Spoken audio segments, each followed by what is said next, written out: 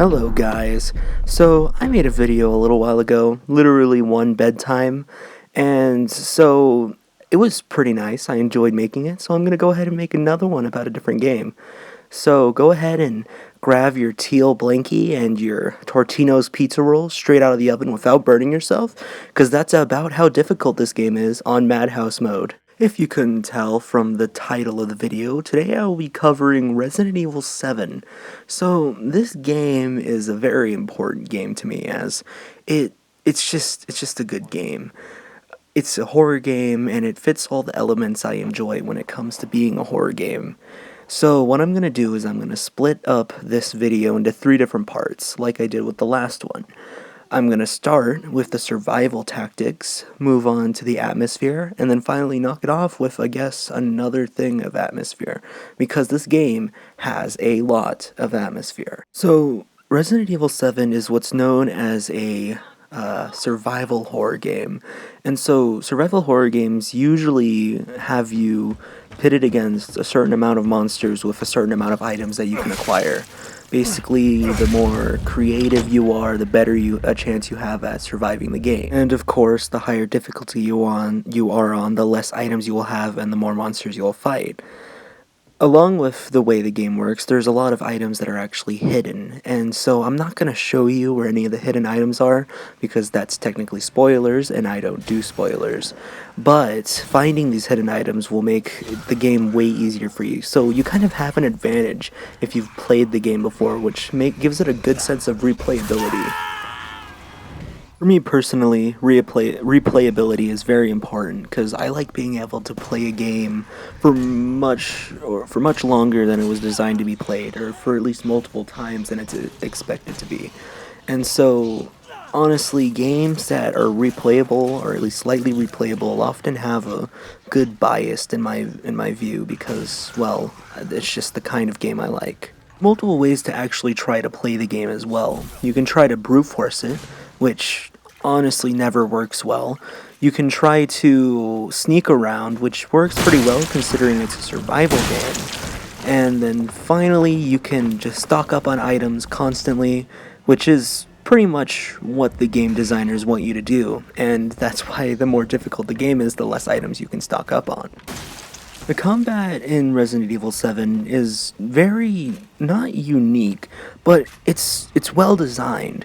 You see, the way that they designed combat in, like, the original Resident Evils, like Resident Evil 4 and Resident Evil 5, was they had a very similar effect, where you can walk forwards, you can walk backwards, you can aim, and so on and so forth. But it's slightly restricting. At the same time, it manages to be a modernized version of the playstyle the other games had.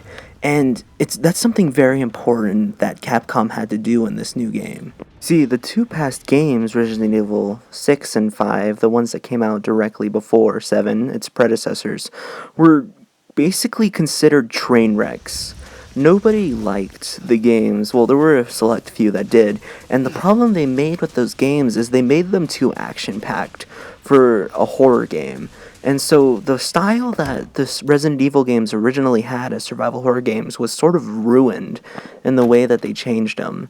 So to fix the mistake that both of the past games made, they had to modernize while also keeping the original styles. They had to keep the horror elements and add something new so it wasn't just like the older games. And so that's exactly what they did when they implemented first-person visuals. See, by making the game first-person, not only were they allowed to, or able to make it more interactive and immersive, but they also allowed for the tense moments to be tenser and the scarier moments to be scarier. They didn't have to create jump scares because people were already terrified by the atmosphere. So these moments where you didn't have anything to use to fight and you had to run away and hide, they just became so much scarier because you felt like you yourself were running and you weren't just watching your character run. And so, with the game mechanics explained, or at least the style of the game mechanics, I'm going to move on to the second part of the video, which is the atmosphere. And so, this game does something very special with a horror atmosphere. You see, this game draws a lot of inspiration from some classic horror movies. For example, the Texas Chainsaw Massacre and other ones like I don't know, just other movies. And so because of this, it has a completely unique atmosphere to the other kinds of environments the other Resident Evil games have had. You see, one of the biggest things the game does to have a good atmosphere is it actually has a lot less ambient music playing in the background. And so what this does is this completely removes the idea that you're in a game, and it just makes it so much more immersive because you're only hearing the things that would actually be happening at that moment.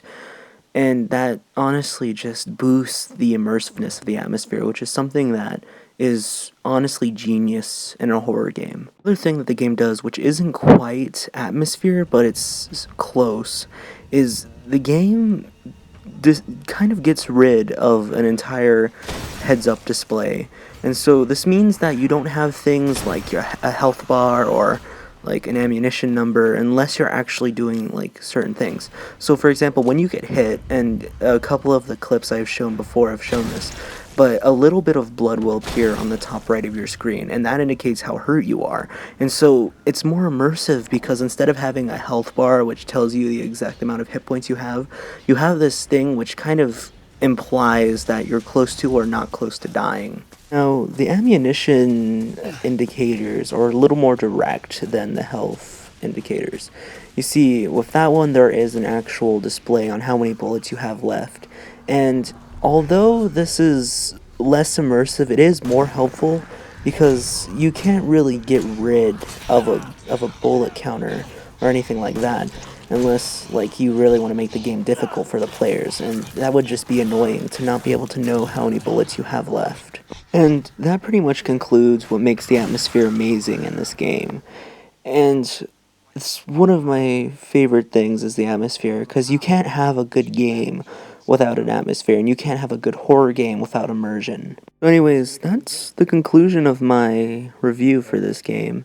Go ahead and tell me what you guys think, and of course, if you ever think about buying Resident Evil 7, I have to say it is a must-have. It's an amazing game, and it's honestly genius as a horror game. The way it basically revolutionizes the theme of Resident Evil. It creates a completely new and original story, which is still tied into the Resident Evil universe, and it does it really well. And so, in conclusion, it's a great game, and that's pretty much all I have to say. Thank you for watching. I don't know if you could tell, but I kind of ran out of in-game recordings for this video, so yeah, I had to recycle a few. Hope you don't mind, I guess.